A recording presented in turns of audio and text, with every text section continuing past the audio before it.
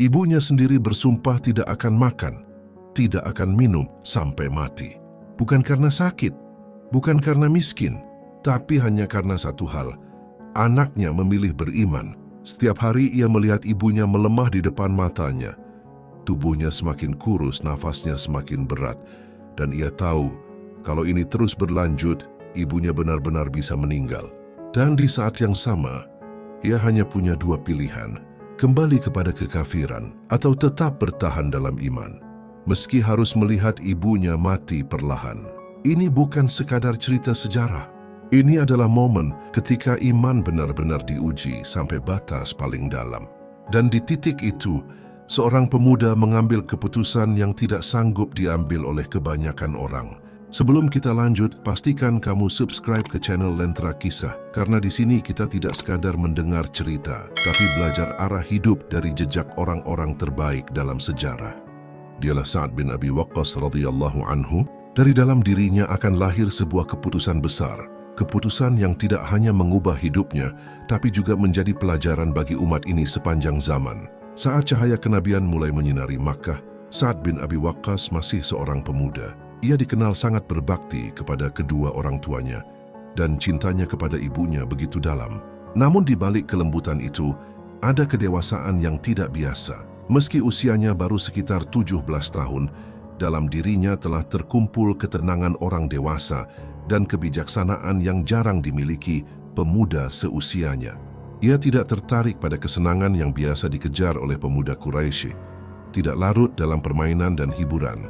Justru ia menghabiskan waktunya untuk menyiapkan anak panah, memperbaiki busur, dan melatih bidikan dengan serius, seolah-olah ia sedang dipersiapkan untuk sebuah peran besar yang belum ia ketahui. Di sisi lain, hatinya juga tidak pernah benar-benar tenang melihat keadaan kaumnya. Ia menyaksikan kerusakan keyakinan dan kehidupan yang jauh dari kebenaran, dan dalam diam, seakan-akan ia sedang menunggu datangnya sebuah kekuatan yang mampu mengangkat manusia dari kegelapan menuju cahaya. Dan saat itu pun tiba. Allah menghendaki untuk memuliakan seluruh manusia melalui seorang utusan terbaik yang membawa cahaya yang tidak akan pernah padam. Ketika seruan itu sampai kepada Sa'ad, ia tidak ragu. Dia langsung menyambutnya dan masuk ke dalam Islam, menjadi bagian dari generasi pertama yang beriman. Di titik ini jalan hidup Sa'ad telah berubah. Namun perubahan itu akan segera diuji dengan ujian yang sangat berat. Kegembiraan Muhammad atas masuk Islamnya Sa'ad bin Abi Waqqas sangat besar, karena dalam diri Sa'ad sudah tampak tanda-tanda kecerdasan dan kematangan, tanda-tanda awal dari sosok besar yang kelak akan sempurna, seperti bulan sabit yang perlahan akan menjadi purnama. Nasabnya mulia, kedudukannya tinggi. Hal itu bisa menjadi sebab pemuda-pemuda Makkah tertarik mengikuti jalannya dan masuk Islam sebagaimana ia masuk Islam. Bahkan lebih dari itu, Sa'ad memiliki kedekatan khusus dengan Rasulullah. Ia berasal dari Bani Zuhra, kabilah yang juga menjadi keluarga dari ibunda Nabi, Aminah binti Wahab. Karena itu, Rasulullah memandangnya dengan rasa kedekatan. Pernah suatu ketika beliau duduk bersama para sahabat, lalu Sa'ad datang mendekat. Maka beliau bersabda, "Ini adalah pamanku, maka hendaklah seseorang memperlihatkan kepadaku pamannya." Sebuah kalimat yang menunjukkan kedekatan sekaligus kemuliaan.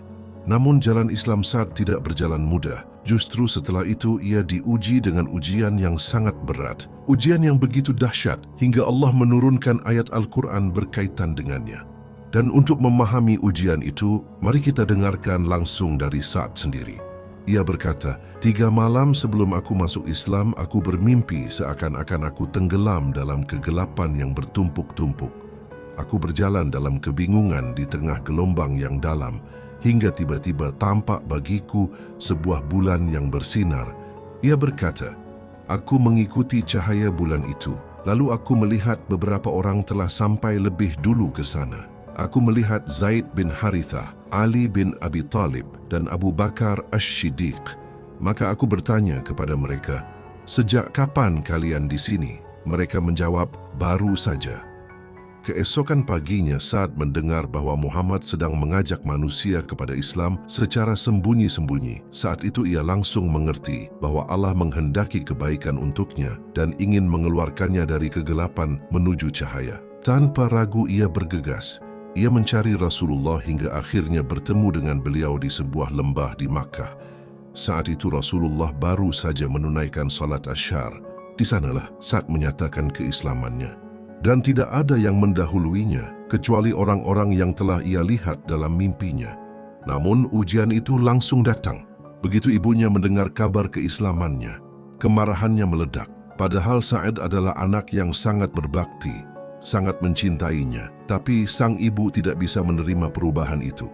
Ia berkata, "Wahai Sa'd, apa agama ini yang membuatmu meninggalkan agama ayah dan ibumu? Demi Allah, engkau harus meninggalkan agama barumu itu, atau aku tidak akan makan dan tidak akan minum sampai aku mati, hingga hatimu hancur karena kesedihan, dan engkau akan menyesal sepanjang hidupmu, serta dicela oleh manusia selamanya." Di titik ini, Sa'd dihadapkan pada pilihan yang tidak mudah, antara cinta dan iman. Sa'd berkata, "Aku menjawab, wahai ibuku, jangan lakukan itu. Aku tidak akan meninggalkan agamaku karena apapun." Namun ibunya tetap pada ancamannya. Ia benar-benar berhenti makan dan minum. Hari demi hari berlalu, tubuhnya mulai melemah, tulangnya rapuh, dan tenaganya semakin hilang. Sa'd terus datang kepadanya, berulang kali. Ia membujuk dengan lembut, memohon agar ibunya mau makan atau minum sekadar untuk bertahan hidup. Tapi sang ibu menolak dengan keras. Ia bersumpah tidak akan makan dan tidak akan minum sampai mati atau sampai Sa'd meninggalkan agamanya. Di titik itu, situasinya mencapai puncaknya. Cinta seorang anak kepada ibunya bertemu dengan cinta kepada Allah dan Rasul-Nya. Dan Sa'd harus memilih. Akhirnya ia berkata, "Wahai ibuku, demi Allah, meskipun aku sangat mencintaimu, cintaku kepada Allah dan Rasul-Nya lebih besar. Demi Allah, seandainya engkau memiliki 1000 nyawa, lalu satu persatu keluar darimu, aku tetap tidak akan meninggalkan agamaku ini karena apapun." Ketika ibunya melihat keteguhan itu, ia pun akhirnya menyerah. Ia makan dan minum meskipun dengan berat hati. Dan pada peristiwa inilah Allah menurunkan firman-Nya dalam surah Luqman ayat 15. "Dan jika keduanya memaksamu untuk mempersekutukan aku dengan sesuatu yang tidak kamu ketahui, maka janganlah kamu taati. Namun tetaplah pergauli keduanya di dunia dengan cara yang baik." Di Islam ada pelajaran yang sangat dalam. Iman tidak boleh dikalahkan, bahkan oleh cinta yang paling besar sekalipun. Tapi di saat yang sama, Islam tidak mengajarkan durhaka. Tetap berbuat baik, tetap lembut meskipun dalam perbedaan. Dan dari ujian ini, lahirlah keteguhan seorang Sa'd bin Abi Waqqas. Hari ketika Sa'd bin Abi Waqqas masuk Islam, bukan sekadar perubahan pribadi. Hari itu menjadi salah satu hari yang paling membawa kebaikan bagi kaum muslimin dan paling besar pengaruhnya bagi perjalanan Islam. Dan bukti itu mulai terlihat di medan perang. Pada Perang Badar, Sa'd hadir bersama saudaranya Umair. Saat itu Umair masih sangat muda, usianya belum jauh dari masa baligh. Ketika Nabi Muhammad memeriksa barisan pasukan sebelum perang dimulai, Umair berusaha bersembunyi, takut jika Rasulullah melihatnya lalu memulangkannya karena usianya yang masih kecil. Namun Rasulullah melihatnya dan memang sempat menolaknya. Di saat itu Umair tidak bisa menahan air matanya. Ia menangis bukan karena takut menghadapi perang, tetapi karena takut kehilangan kesempatan berjihad di jalan Allah. Tangisan itu sampai ke hati Rasulullah, maka beliau pun mengizinkannya ikut. Saat itu Sa'd mendekat kepada adiknya dengan penuh rasa haru. Ia membantu memasangkan tali pedang pada tubuh Umair karena tubuhnya yang kecil belum mampu menyesuaikan sendiri. Lalu keduanya berangkat berdiri di medan yang sama, berjuang di jalan Allah. Setelah perang usai, Sa'd kembali ke Madinah sendirian. Adiknya Umair tetap tinggal di Badar. Bukan karena tertinggal, tetapi karena Allah memilihnya sebagai syahid, dan Sa'd menerima itu dengan hati yang penuh keimanan, mengharap pahala dari Allah atas kehilangan yang begitu dalam. Inilah harga dari iman yang dulu ia pilih di hadapan ibunya. Dan di Perang Uhud, ujian itu datang dalam bentuk yang berbeda. Saat keadaan berubah, barisan kaum muslimin terguncang.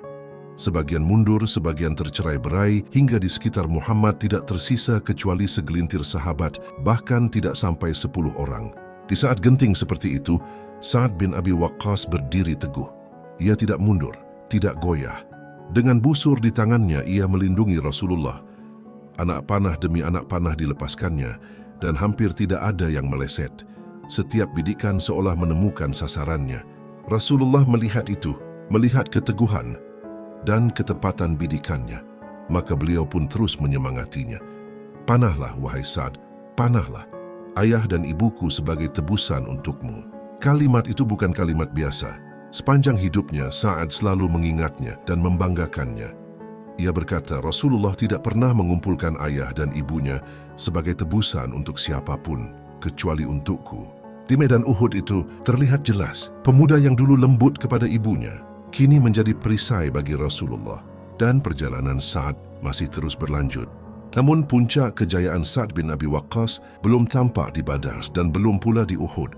Ia mencapai puncaknya pada masa kekhilafahan Umar bin Khattab radhiyallahu anhu. Saat itu Umar bertekad menghadapi kekuatan besar Persia, sebuah kekaisaran yang selama ini berdiri kokoh dengan kekuasaan yang luas dan pengaruh yang kuat. Tujuannya jelas, meruntuhkan kekuatan mereka, menghancurkan singgasana mereka, dan menghapus akar-akar kesyirikan dari muka bumi. Maka Umar mengirimkan surat ke seluruh penjuru negeri. Ia memanggil siapa saja yang memiliki kemampuan, siapa saja yang punya senjata, kuda, keberanian, kecerdasan, bahkan kemampuan berbicara atau bersyair yang bisa menguatkan pasukan. Seruan itu disambut dari berbagai arah. Para mujahid mulai berdatangan ke Madinah. Gelombang demi gelombang memenuhi panggilan itu. Semua bersiap untuk sebuah pertempuran besar. Dan di tengah semua itu, satu nama akan dipilih. Ketika pasukan telah terkumpul, Umar bin Khattab mulai bermusyawarah dengan para sahabat utama. Siapa yang layak memimpin pasukan sebesar ini? Siapa yang akan memegang kendali dalam pertempuran yang menentukan? Dan jawaban mereka, satu, tidak berbeda. Orang itu adalah Sa'd bin Abi Waqqas. Maka Umar pun memanggil Sa'd bin Abi Waqqas, lalu menyerahkan kepadanya panji kepemimpinan. Sebuah amanah besar yang tidak diberikan kecuali kepada orang yang benar-benar layak. Namun sebelum pasukan berangkat, Umar berdiri, mengantarnya dan memberikan pesan yang sangat dalam. Ia berkata, wahai Sa'd, jangan sampai engkau tertipu dengan kedudukanmu di sisi Allah karena orang-orang menyebutmu sebagai paman Rasulullah dan sahabat beliau. Ketahuilah, Allah tidak menghapus keburukan dengan keburukan, tetapi menghapus keburukan dengan kebaikan. Wahai Sa'd, sesungguhnya tidak ada hubungan antara Allah dengan siapapun, kecuali dengan ketaatan. Semua manusia sama di hadapan Allah. Yang membedakan hanyalah ketakwaan. Maka peganglah jalan yang telah engkau lihat dari Rasulullah, karena itulah jalan yang benar. Pesan itu singkat, tapi berat.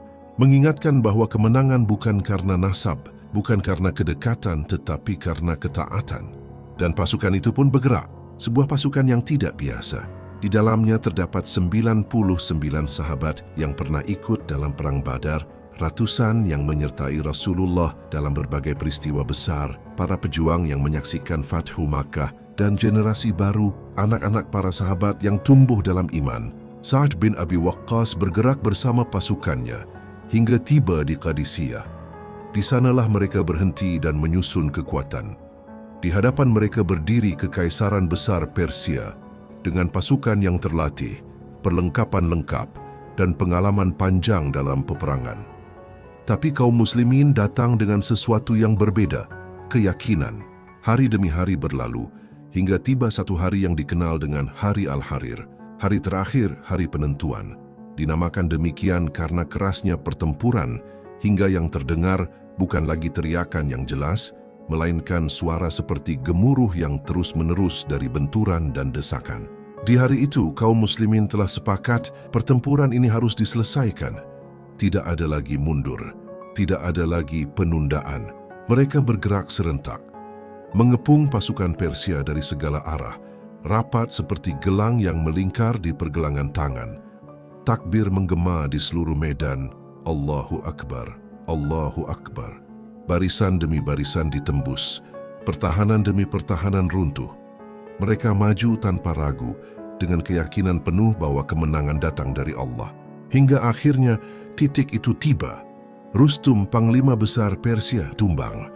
Kepalanya terangkat di ujung tombak kaum muslimin. Dan sejak saat itu, keadaan berubah total. Rasa takut menyebar ke dalam barisan Persia. Keteguhan mereka runtuh. Bahkan disebutkan seorang Muslim cukup menunjuk seorang prajurit Persia, lalu ia datang dalam keadaan lemah dan terbunuh. Ada yang bahkan terbunuh dengan senjatanya sendiri. Kemenangan itu begitu besar, harta rampasan melimpah, dan jumlah korban dari pihak musuh sangat banyak, bahkan yang tenggelam saja mencapai puluhan ribu. Di Qadisiyah, sebuah kekaisaran runtuh, dan sejak itu Persia tidak pernah kembali berdiri seperti sebelumnya. Dan di balik kemenangan besar itu, berdiri seorang pemimpin yang dulu hanyalah seorang pemuda lembut di Makkah, yang diuji oleh ibunya, lalu memilih Allah dan Rasul-Nya. Namun kisah ini tidak berhenti di puncak kemenangan. Waktu berlalu, saat menjalani hidup yang panjang, Allah melapangkan rezekinya, memberinya harta yang banyak, kedudukan yang tinggi, dan kemuliaan di dunia. Ia bukan hanya seorang pejuang, tapi juga seorang pemimpin, seorang tokoh besar dalam sejarah Islam. Namun semua itu tidak mengubah hatinya. Saat ajal mulai mendekat, Sa'ad tidak meminta kemewahan, tidak meminta sesuatu yang baru. Ia justru meminta sebuah jubah lama, jubah dari wol yang sudah usang. Lalu ia berkata, "Kafanilah aku dengan ini, karena dengan pakaian inilah aku dahulu menghadapi kaum musyrikin di perang Badar, dan aku ingin menghadap Allah dengannya." Tidak ada kebanggaan pada dunia yang telah ia capai, tidak pada harta, tidak pada jabatan, tidak pada kemenangan besar yang pernah ia pimpin. Yang ia ingat, justru hari ketika ia berdiri di jalan Allah, dari seorang pemuda yang lembut menjadi pejuang, dari seorang anak yang diuji oleh ibunya menjadi panglima yang meruntuhkan kekaisaran. Dari kisah Sa'ad bin Abi Waqqas, ada 7 pelajaran penting yang perlu kita pegang. Pertama, iman itu keputusan, bukan sekadar perasaan. Saat kebenaran datang, Sa'ad tidak menunda. Ia memilih dan siap menanggung konsekuensinya. Kedua, ujian terberat sering datang dari orang terdekat. Bukan musuh, tapi ibunya sendiri. Ini yang membuat ujian terasa jauh lebih berat. Ketiga, tidak ada ketaatan kepada siapapun jika itu berarti bermaksiat kepada Allah. Namun dalam ketegasan itu, Sa'ad tetap menjaga adab, tetap lembut, tetap berbakti. Keempat, berbakti kepada orang tua tidak gugur meski berbeda keyakinan. Islam mengajarkan keseimbangan, tegas dalam iman, tapi tetap baik dalam hubungan. Kelima, persiapan yang dilakukan diam-diam bisa menjadi takdir besar. Latihan memanah Sa'ad di masa muda ternyata menjadi peran penting saat membela Rasulullah di medan perang.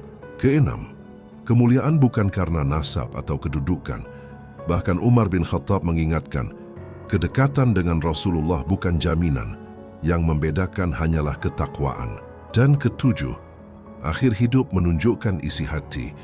Sa'ad hidup dengan kemuliaan dan harta, tapi saat wafat, ia memilih kembali kepada kesederhanaan. Yang ia bawa bukan dunia, tapi amal. Inilah pelajaran dari kehidupan Sa'ad bin Abi Waqqas. Sebuah kisah yang tidak hanya untuk didengar, tapi untuk dijadikan arah. Kalau kisah ini sampai ke hati kamu, jangan berhenti di sini. Subscribe ke Lentera Kisah dan bagikan ke orang-orang terdekatmu. Karena bisa jadi, satu kisah ini mengubah cara seseorang memandang hidupnya.